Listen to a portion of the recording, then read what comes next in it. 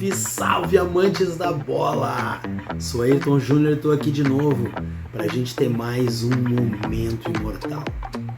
Dessa vez a gente vai falar sobre uma situação muito inusitada. O Grêmio, na sua primeira viagem no exterior, sua primeira excursão, em 1961, o Grêmio faz história e deixa marcado no coração de gente que o Grêmio nem esperava. A gente vai conhecer uma homenagem feita para o tricolor em terras europeias. Mas antes disso, te inscreve no canal, deixa o teu like, ativa o sininho para receber aviso de novos conteúdos, compartilha com outras pessoas que gostam da história do tricolor e comenta.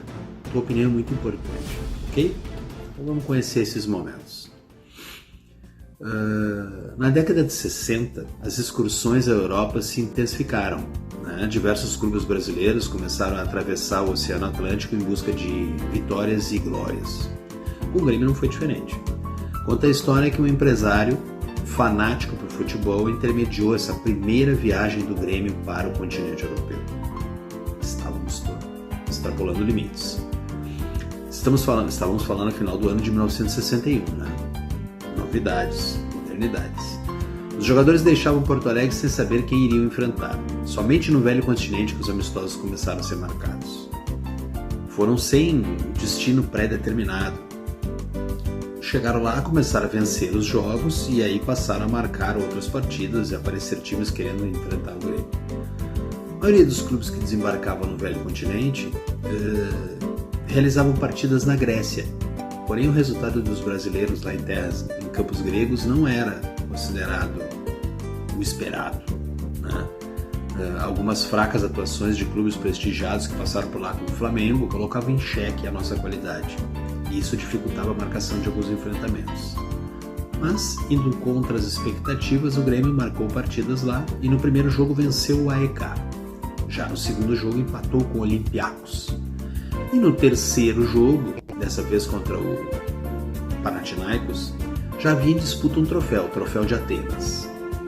Aplicamos um sonoro 4-1, garantindo o primeiro título do Grêmio em solo europeu.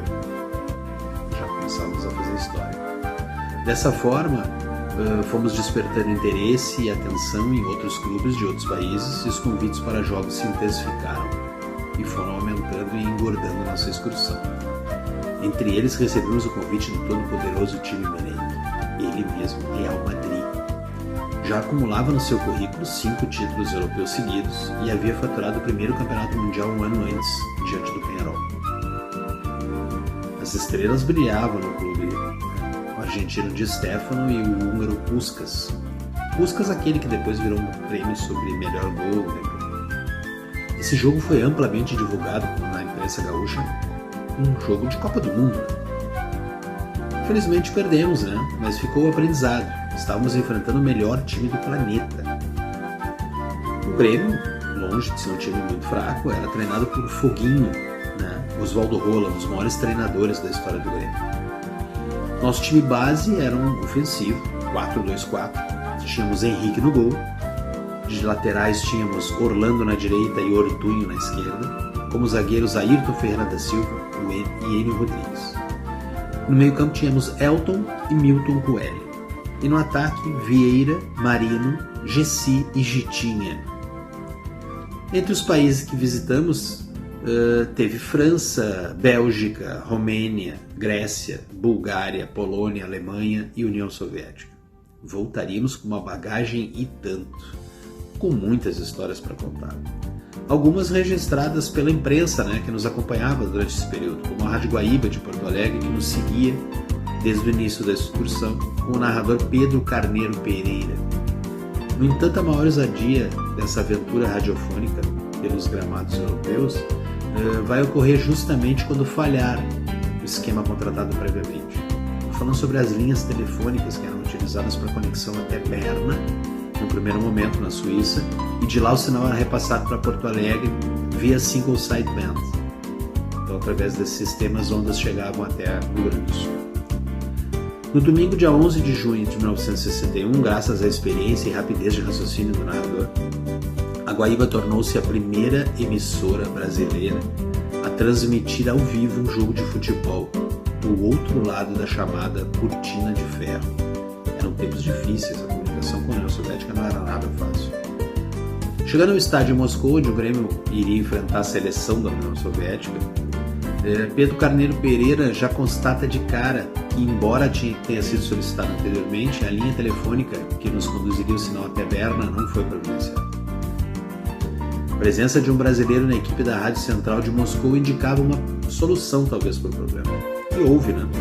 Convencido por Pedro Carneiro Pereira, ele aceita ceder o microfone da estatal soviética desde que não seja vinculada nenhuma publicidade durante a transmissão. Acordo feito, o radialista começa então a repetir pelas ondas curtas, na esperança de que alguém no Brasil capte essa transmissão. Nessas palavras: Alô, alô Brasil! Quem estiver ouvindo, ligue para a Rádio Guaíba e informe que o Dr. Pedro Carneiro Pereira está chamando da Rússia pelas ondas da Rádio Central de Moscou para irradiar o jogo do Grêmio Futebol Porto Alegrense contra o selecionado local. Um ouvinte em Pelotas, cidade no sul do Rio Grande do Sul, com um equipamento próprio e particular, ouve o apelo do narrador e consegue entrar em contato com a Rádio Guaíba, com o Homero Carlos Simon, o engenheiro de som, que então capta esse sinal das ondas curtas e aí faz a conexão para que Pedro Carneiro Pereira transmita, né, essa partida, leve esse som para o Brasil e descreva, infelizmente, a derrota do Grêmio por 2-0 frente à seleção soviética. Mas isso não apagou em nada o saldo da campanha ao final da excursão foi extremamente positivo.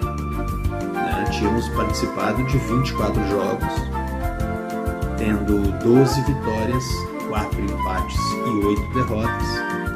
Marcamos 60 gols e sofremos 36.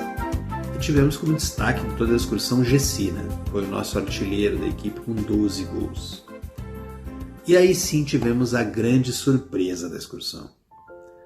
Quando passamos pela Bulgária, mais precisamente na capital Sófia, em abril de 1961, enfrentamos o CDNA, time do exército búlgaro, que tempos depois viria a se tornar o CSKA Sofia, o time existente até hoje. Vencemos por 5-1 um estádio lotado e mobilizado. O país inteiro encarou o jogo com uma seriedade, né? Mexeu com o país no jogo. Um cidadão chamado Stejan Beliova escutava o jogo no hospital, né? Como muitas pessoas puderam não ir ao estádio. Estava acompanhando sua esposa que estava prestes a dar à luz a uma menina e tal empolgação sobre tudo que ele escutava, a atuação do Grêmio, decide que sua filha vai se chamar Gremiana, em homenagem à performance tricolor. E assim ele fez. Surgiu aí um caso de paixão pelo tricolor. Stejan entrou em contato com o Grêmio, tempos depois, comunicando o nascimento de sua filha e da homenagem que estava sendo prestada ao clube. Passado outro tempo, o clube manda para ele um agradecimento formal, uma camiseta e um convite para que na próxima excursão do tricolor houvesse um encontro para que as partes se conhecessem pessoalmente. E esse encontro aconteceu. Em 1962, o Grêmio retornou e Gremiana Beliova conhecia enfim seu padrinho. O Grêmio estava definitivamente marcado e registrado em território europeu. E brincando com aquele ditado popular, se não formos à Europa, a Europa vem até nós.